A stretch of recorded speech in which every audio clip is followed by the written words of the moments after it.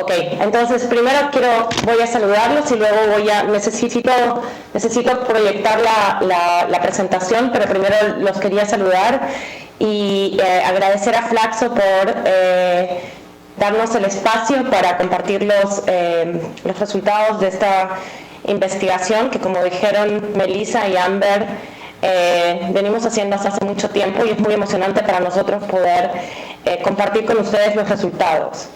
Algo que me parece importante resaltar es que esta investigación está uniendo a dos mundos.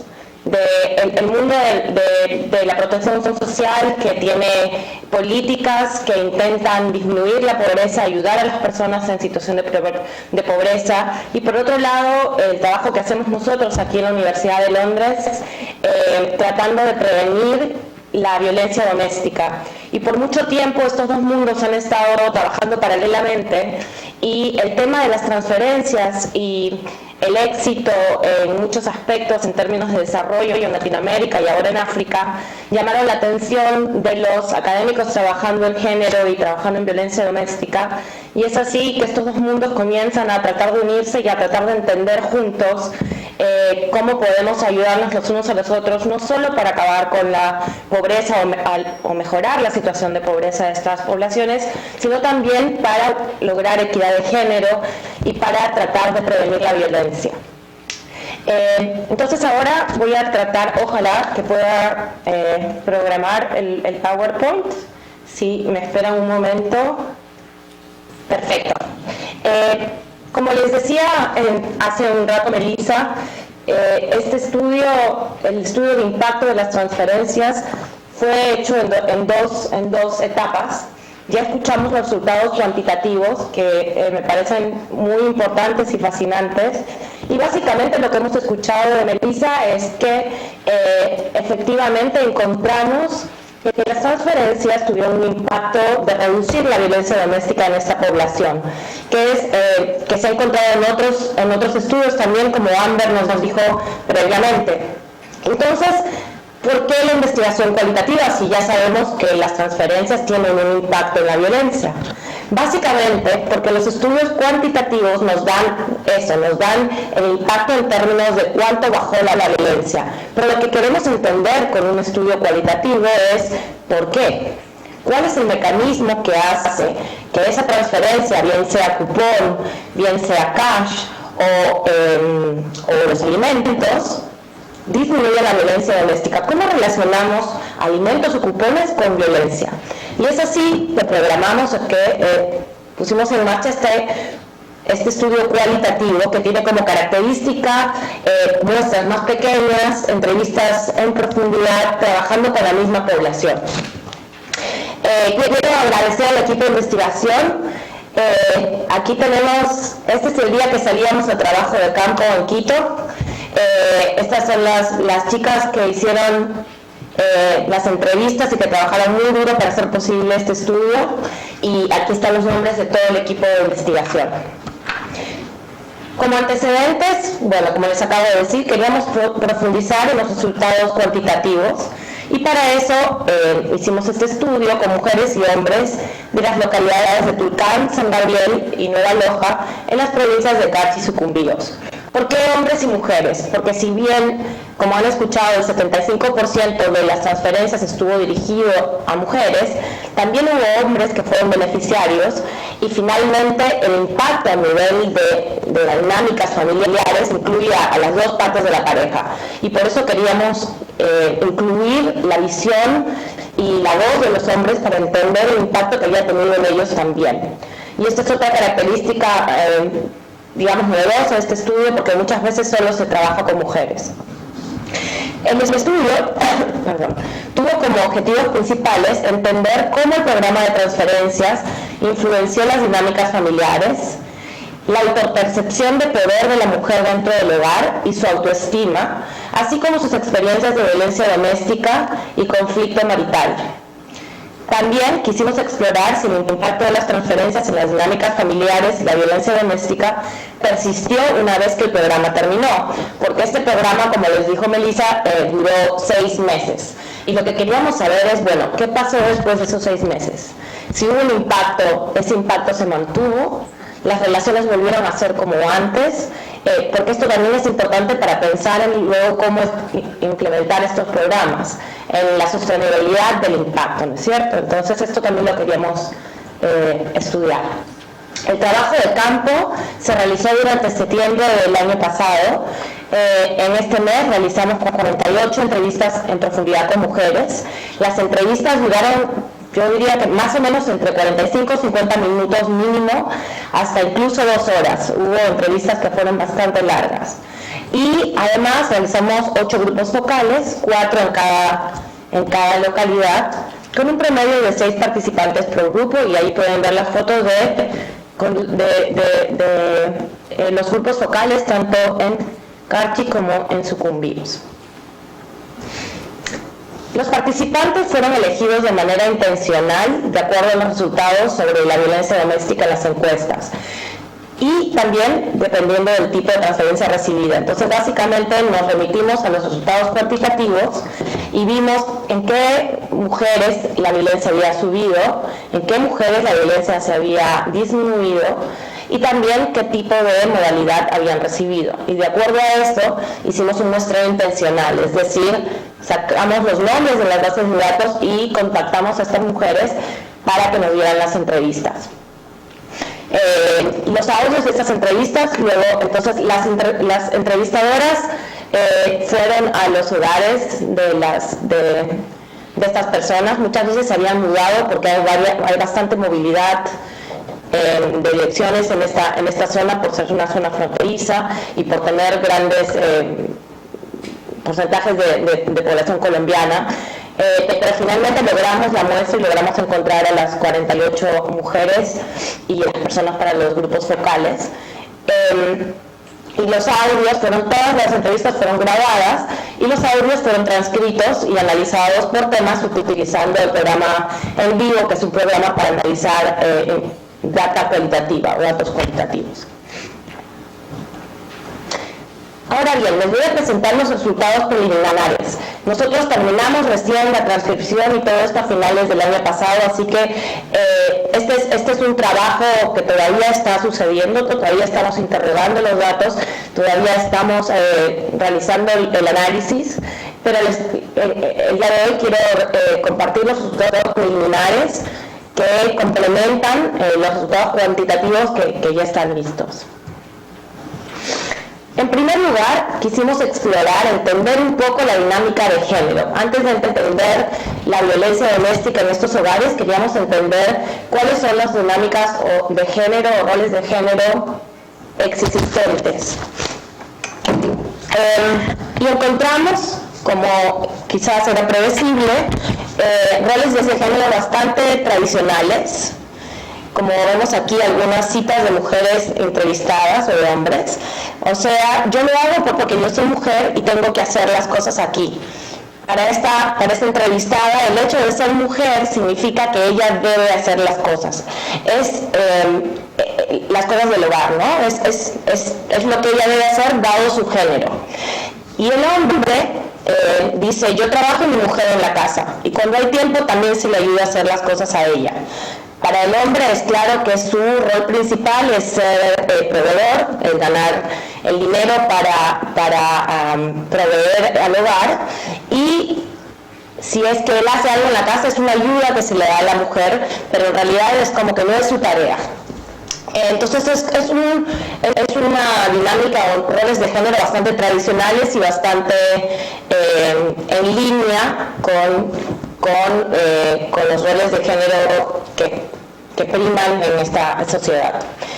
La mayoría de los hombres reconoció que podrían ayudar más en casa. Cuando estábamos haciendo los grupos focales, ellos comentaban que el trabajo de la mujer es más duro, incluso a veces que el suyo.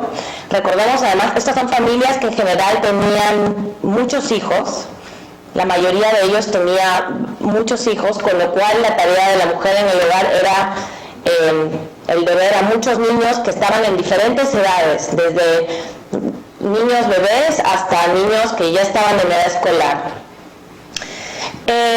Y por último, encontramos también, entonces cuando ellos hablaban de que debían ayudar más y decían que las mujeres tenían mucho trabajo, nosotros les preguntamos que por qué no ayudaban más.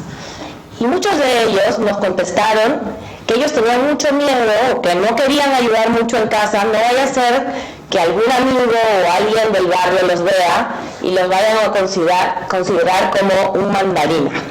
Así que yo aprendí el significado de la palabra mandarina, que básicamente significa que es un hombre al que la mujer lo manda, es un hombre que no decide, es un hombre que hace todo lo que su mujer le dice. Entonces aquí queda claro cómo no necesariamente el individuo puede tener la idea de querer ser más equitativo en género, sin embargo hay una sociedad también que le dice qué debe hacer y qué no debe hacer, y hay un miedo de exponerse a esta sociedad y ser juzgado.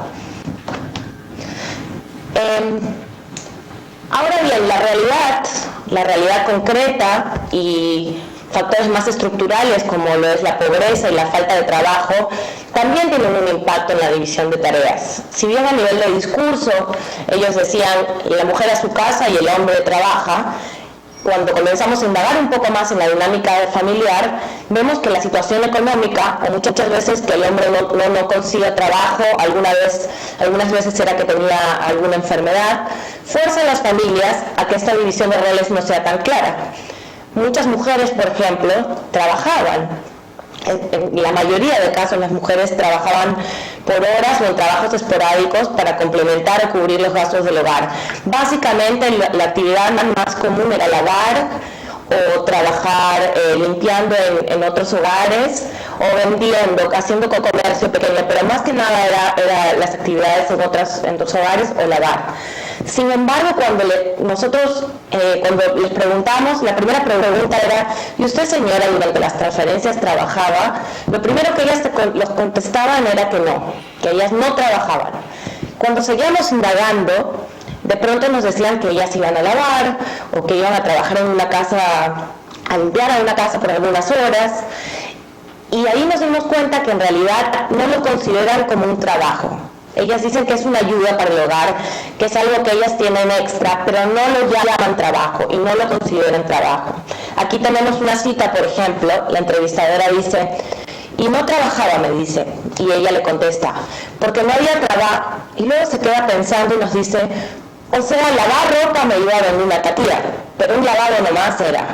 Cada 15 días lavaba, me sabía sacar unas 6 o 7 docenas, y eso tenía yo juntado para la Navidad de mis hijos. Entonces esto es algo muy común. Ellas sí trabajan, no es un trabajo, digamos, permanente o tan claro de 9 a 5, o digamos en una fábrica, pero trabajan informalmente y con eso contribuyen a la economía del hogar. Sin embargo, no lo consideran necesariamente trabajo. Y esto es importante también cuando nos pondremos a pensar en las variables que usamos para medir las cosas con las personas que entrevistamos o les hacemos encuestas, porque muchas veces nosotros asumimos que ellos entienden trabajo de una manera y en realidad puede ser que no, puede ser que hay que preguntar de una forma distinta. Luego pasamos al tema de toma de decisiones, que como ya vimos es bastante importante en el aspecto de equidad o falta de equidad en el poder, en el hogar y de las negociaciones y finalmente la violencia doméstica. Aquí encontramos que las preguntas sobre toma de decisiones fueron bastante difíciles de contestar, sobre todo para las mujeres. Era como un concepto abstracto del tema de toma de decisiones. Cuando les queríamos preguntar sobre cómo se toman las decisiones en su hogar, les era difícil entender la pregunta, así que tuvimos que trabajar mucho alrededor de este tema. Los hombres dijeron que las decisiones las tomaban ellos por ser cabezas del hogar. Y aquí nos dice un hombre beneficiario, verá que la cabeza fundamental del hogar es el hombre. El hombre es el que tiene que sacar al frente de todo, entonces luego ya la señora, pero la base fundamental es uno. Y muchos hombres coincidían con esto, aunque algunos también dijeron que si bien ellos tomaban la última palabra, ellos tenían la última palabra, ellos siempre lo consultaban con la señora, porque la señora a veces incluso pensaba mejor que ellos, pero la decisión estaba en ellos. Las mujeres, por su lado, nos dijeron que la última palabra, confirmaron que la última palabra la tenía el esposo, pero cuando les preguntamos por qué, una razón que dieron es: yo prefiero no tomar las decisiones sola, porque si algo saliera mal, luego entonces él me va a culpar a mí y yo voy a tener problemas. Y algunas mujeres también mencionaron que ellas estaban acostumbradas de toda la vida que sea su papá el que tomaba las decisiones, y que cuando se casaron, muchas de ellas muy jóvenes, o se juntaron con sus parejas muy jóvenes, entonces como que siguieron esa tradición de que es el hombre del hogar el que decide. Y una de ellas incluso nos dijo: yo me siento como una niña en eso, yo no puedo tomar las decisiones, tiene que ser él. Pasamos ahora a las experiencias de violencia doméstica. Cuando les preguntamos a las mujeres sobre violencia doméstica, les preguntamos a dos niveles, nuevamente. Les preguntamos en el tiempo de las transferencias para poder entender qué pasó con las transferencias de la violencia doméstica, y también les preguntamos, si ellas nos hablaban de violencia doméstica, también les preguntamos si en el pasado les había sucedido. Encontramos que la mayoría de las mujeres tuvo experiencias de algún tipo de violencia doméstica, bien recientemente o en el pasado. La violencia verbal y física fue la más reportada, con algunas mujeres reportando violencia sexual también. Y aquí también es importante recalcar que cuando se hablaba de violencia sexual, cuando le preguntábamos de violencia sexual, en principio era difícil responder, porque muchas de ellas nos dijeron cosas como: bueno, el marido es el que decide cuándo tener relaciones y es su derecho, y si yo no quiero, pues no importa porque él decide. Entonces había que preguntar, porque la primera respuesta era no, yo siempre accedo. Y la pregunta era: está bien, usted accede, pero usted también lo deseaba, y entonces ahí ellas podían explicar que a veces no. Nuevamente, un tema difícil y que se entiende mejor cuando uno habla con ellas, porque muchas veces las preguntas directas no llegan a lo que realmente es su experiencia. Encontramos gran variación en la frecuencia e intensidad de las experiencias de violencia doméstica, desde hechos aislados, es decir, algunas personas que decían que pasó alguna vez porque el esposo se enojó mucho por alguna situación en particular, a personas o señoras que nos hablaron de una historia de violencia constante y durante toda su vida de pareja.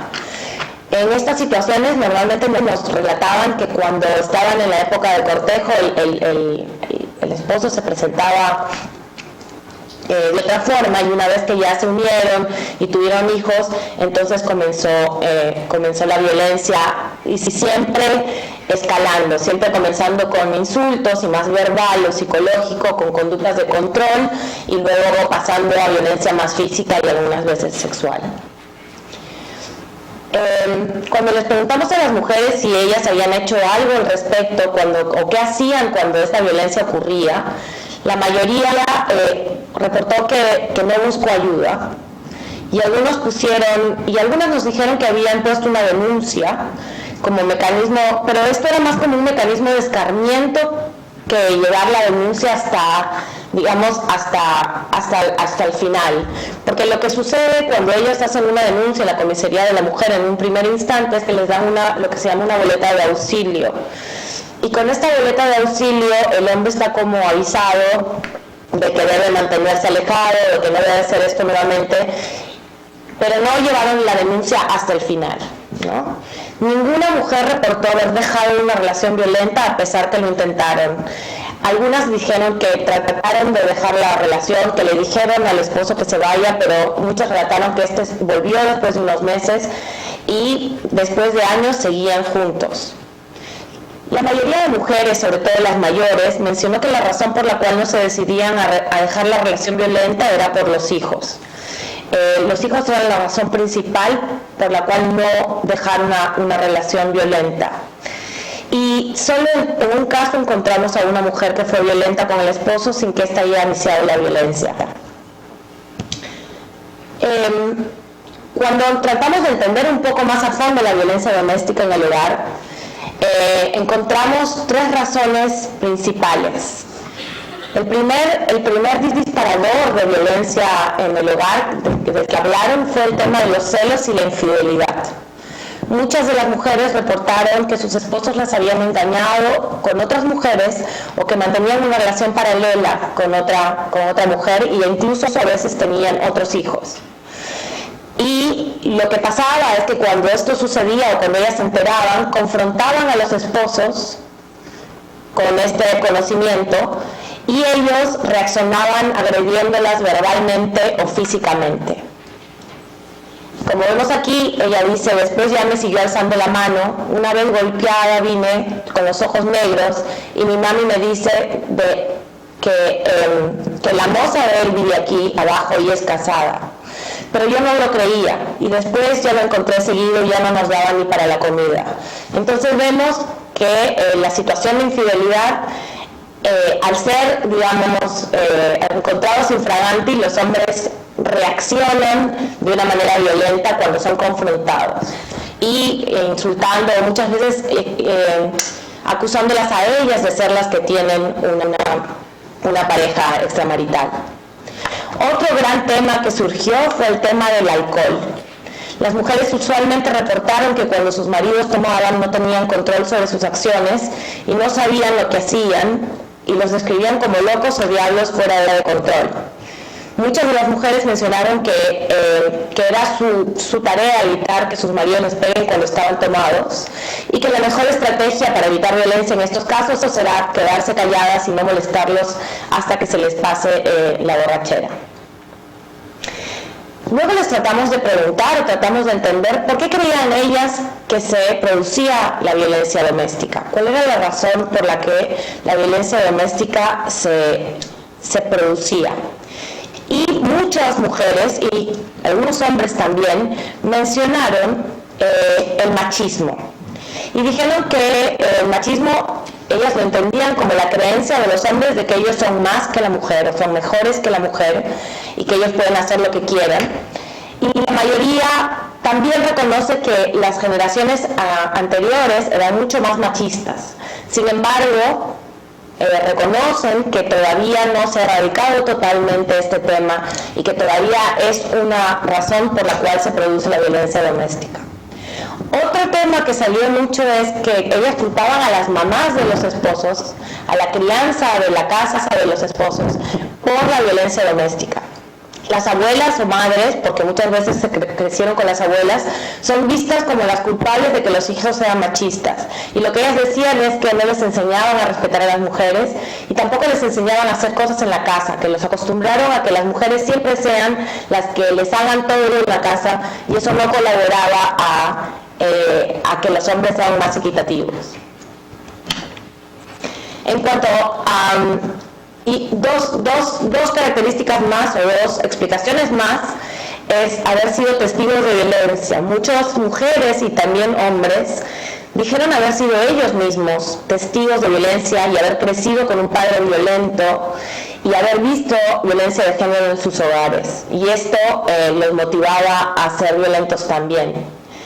Sin embargo, y otra manera de interpretarlo fue que esta agresión se heredaba, es decir, el venir de un hogar o de un padre que había sido violento era heredado por los hijos.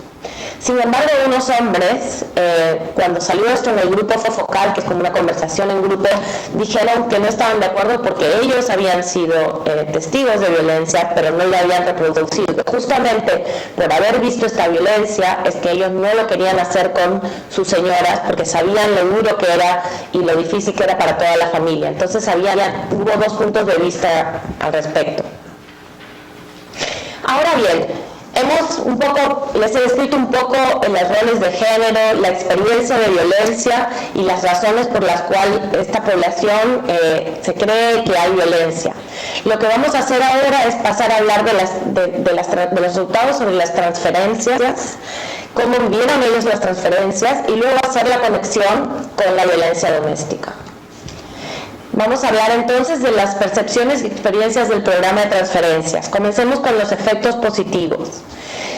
Confirmando los estudios o el resultado cuantitativo, ninguna de las mujeres ni ninguno de los hombres nos dijo que las transferencias haya sido causa de algún problema serio en la pareja, de alguna situación de violencia o de una pelea fuerte. En general, los hombres y las mujeres reportaron el periodo de las transferencias como un tiempo de felicidad y tranquilidad al saber que la alimentación de la familia estaba asegurada. Lo reportaron como un periodo de mucha tranquilidad, en que incluso los hijos estaban contentos porque podían elegir qué comer, o le podían pedir a la mamá, mami, tráeme yogurt, o mami, tráeme un poco de fruta.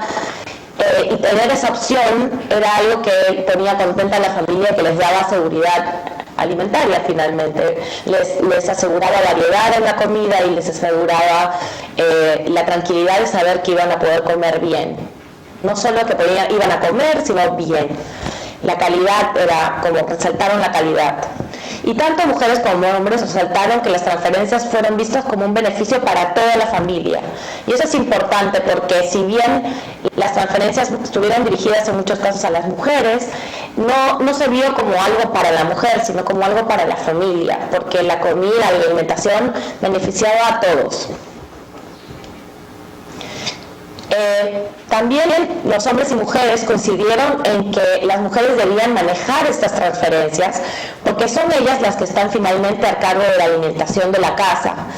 Y si nos fijamos en los resultados cuantitativos que nos decían que no importa a quién se le da la transferencia, el impacto es positivo igualmente, yo creo que eso puede estar relacionado con este resultado, y es decir que en realidad, a pesar de que la transferencia estaba en algunos casos a nombre del hombre, quien finalmente la administró y quien finalmente decidió qué hacer con la transferencia fue la mujer. Porque en todos los casos nos dijeron que incluso si ellos eran los beneficiarios en términos de recibirla, siempre lo manejaba la mujer. Las mujeres reportaron mayor conocimiento sobre cómo producir comida nutritiva y mejorar el bienestar de la familia a partir del programa. Mucho menos, algunos hombres también dijeron que habían aprendido un poquito de las charlas porque se habían sentado a escuchar, pero este impacto fue mucho más claro en las mujeres. Y los hombres reportaron que estaban contentos con sus esposas en ese tiempo porque cocinaban mucho mejor y porque sabían qué ingredientes son nutritivos y sabían que sus mujeres estaban siendo más eficientes a la hora de cocinar. Y muchos mencionaron, ya usted sabe, señorita, que a los hombres se les enamora por el estómago. Entonces esa era la forma de ellos de decir que estaban contentos con que sus señoras cocinaran de una manera variada y con más conocimiento. Sin embargo, también encontramos consecuencias inesperadas, consecuencias que no nos esperábamos tan claramente. Por ejemplo, algunas mujeres mencionaron que el esposo, al tener menos responsabilidad, le daba el dinero a su otra mujer. Hemos encontrado que el tema de la infidelidad era bastante típico en esta población. Entonces algunas señoras dijeron que al saber ellos que ellas tenían dinero para comprar la comida, entonces ellos llevaron ese dinero a la otra familia.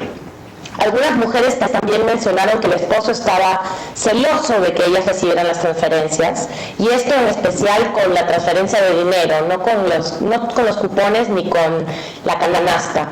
Pero ninguno de estos casos llegó a un problema serio, ni a una pelea, ni a una acción violenta, pero algunas mujeres sí nos dijeron que ellos que hacían comentarios como que estaban un poco celosos de que fueran ellas las beneficiarias.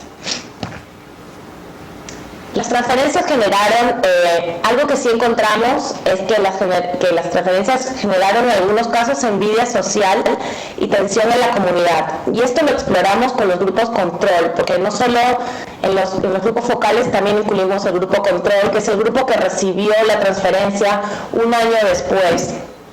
Y cuando les preguntábamos cómo se habían sentido al principio, cuando las transferencias fueron, digamos, en la primera ronda de transferencias, nos dijeron que había mucha conversación dentro del barrio porque todo el mundo sabe lo de todo el mundo, y todos sabían quién estaba recibiendo y quién no, y que había como envidia, y que a veces, y esto se relaciona a los siguientes puntos, que es que el proceso por el cual se decidió quién era beneficiario no les quedó claro, no era transparente para ellos no sabían que había un índice de pobreza, ellos no sabían que era aleatorio, entonces ellos sintieron que quizás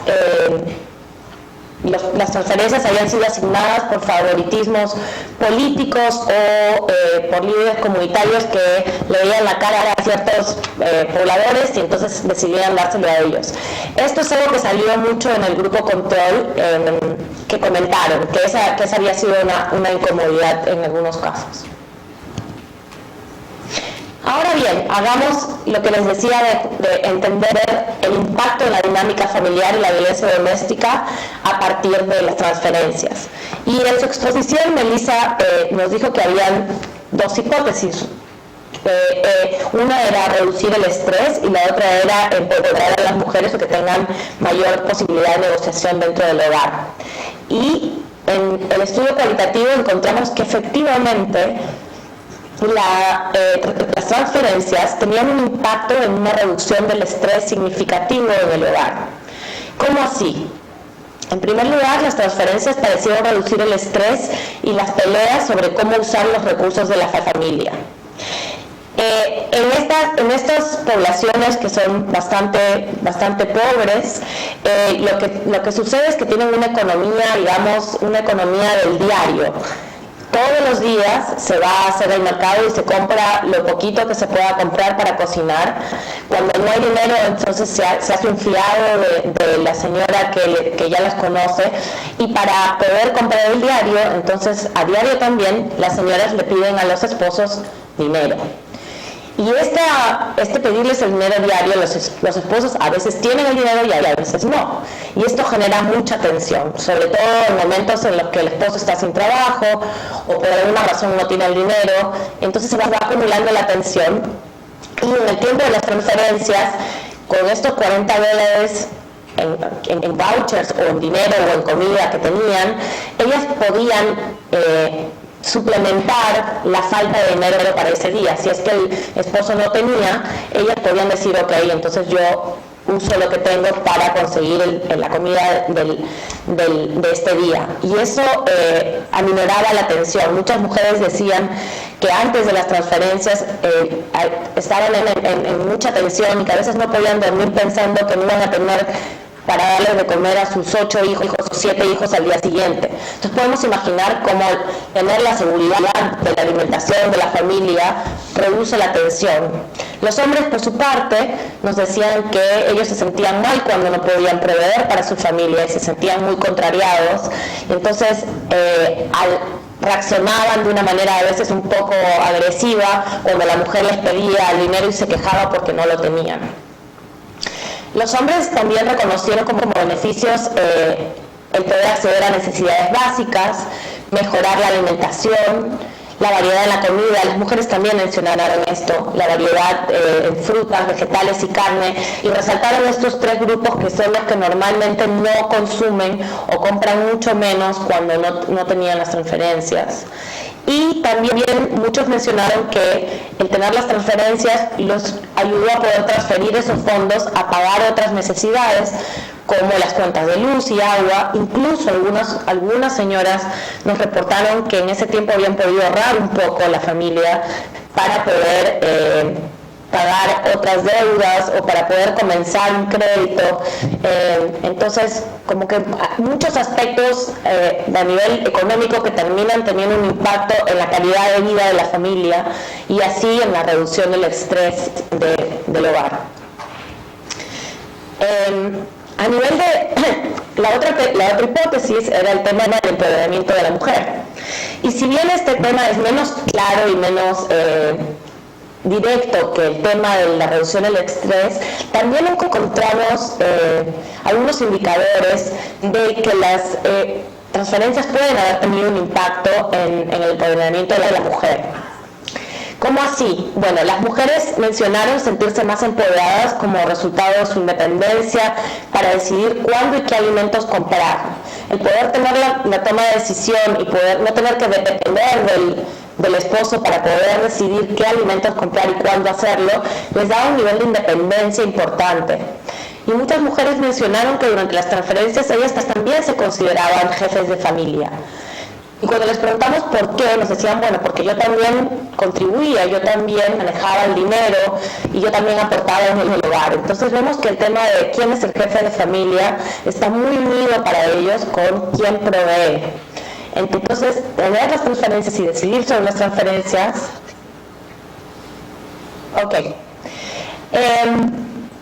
Sin embargo, y este es el segundo objetivo que teníamos, era cuando les preguntamos sobre los efectos positivos de las transferencias, nos dijeron que una vez que las transferencias terminaron, el estrés en las familias volvió, porque no tenían esta seguridad. Otro aspecto importante relacionado a este último punto del empoderamiento de la mujer, queríamos entender cómo así, si el empoderamiento solo venía por tener el cash o por tener la capacidad de compra, y encontramos que las charlas informativas del programa parecieron tener un gran impacto también en el empoderamiento de la mujer. Para comenzar, es uno de los componentes del programa que recuerdan de manera muy agradable las mujeres, recuerdan acordarse de las charlas como un momento diferente para ellas. Muchas de estas señoras no han terminado la primaria, algunas ni siquiera saben leer y escribir, y recuerdan las charlas como un momento en el que aprendieron cosas y eso las hacía sentirse bien con ellas mismas. Además, mencionaron que la situación económica...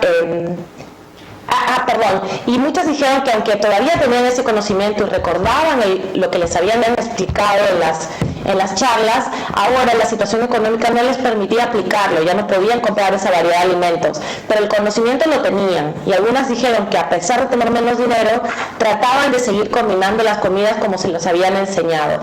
Y en estas dos citas podemos ver el impacto de las charlas. Les gustaba el conocimiento de los alimentos, pero por otro lado también les gustaba las emocionó poder tener esta habilidad, digamos. Las charlas además parecieron tener un impacto en las habilidades sociales de las mujeres. Muchas mencionaron que fue una buena oportunidad para aprender a interactuar con otras mujeres y no ser tan tímidas o desconfiadas. Y esta es una cita interesante, por ejemplo, al preguntarle a una señora si cambió su conducta a partir del contacto con otras mujeres, nos dijeron que sí, porque aprendió mucho, porque aprendió a tratar a otras mujeres y porque algunas personas a veces son un poco groseras cuando no saben tratarse, y que los grupos les dieron la oportunidad de interactuar de una mejor manera. Bien, entonces para terminar, quiero hacer un poquito una reflexión de toda esta información que les he dado y ir pensando en cómo esto puede tener un impacto en los programas y en cómo pensamos en este tipo de programas y su relación con la violencia doméstica.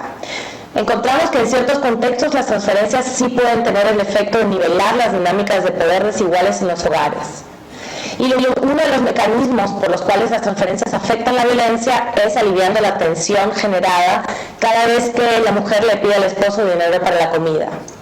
Las transferencias también parecen mejorar la toma de decisiones de las mujeres sobre el consumo de alimentos y nutrición dentro del hogar. Y esto tiene un efecto en su autopercepción como cabezas de familia o jefas del hogar. El tema de toma de decisiones parece ser fundamental. Sin embargo, la investigación cualitativa demuestra que la medición de toma de decisiones es complicada y necesitamos mejores instrumentos para medir esta variable que es tan importante. Por otro lado, el efecto de las transferencias en la violencia doméstica pareció no ser permanente, dado que las mujeres reportaron que la tensión en la pareja empezó nuevamente una vez que el programa terminó. Y esto es muy importante cuando pensemos en implementar futuros programas. ¿Cómo logramos sostenibilidad de estos efectos? Enmarcar las transferencias dentro del tema de la nutrición puede haber reducido la posibilidad de una reacción violenta por parte de los hombres frente al empoderamiento de las mujeres. Es decir, dado que la transferencia estaba toda organizada en temas de comida y de nutrición y de quién cocina, esto se enmarca dentro de los roles de género que habíamos visto al principio. No los retan, no los ponen en cuestión, sino que se insertan en los roles de género. Sin embargo, es necesario preguntarnos si es deseable crear programas que refuercen los roles de género tradicionales en vez de ponerlo en tela de juicio. ¿Queremos programas que sigan reforzando estos roles de género o queremos programas que sean transformativos, que traten de cambiar un poco estos roles de género? Y quizás las charlas informativas pueden ser una vía para ofrecer una versión alternativa de roles de género y normas sociales, tanto para mujeres como para hombres. El rol de los grupos como fuentes no solo de transmisión de conocimientos, como vimos en lo que ellas nos dicen, sino como entender los grupos como una posibilidad para entrenar a mujeres y a hombres en habilidades sociales y eventualmente empoderar a las mujeres, debería ser considerado. Y bueno, muchas gracias. Quisiera agradecer al PMA por facilitarnos el acceso a la población objetivo y los locales en donde hicimos las entrevistas y grupos focales, y sobre todo a las mujeres y hombres que participaron y que hicieron posible nuestra investigación. Gracias.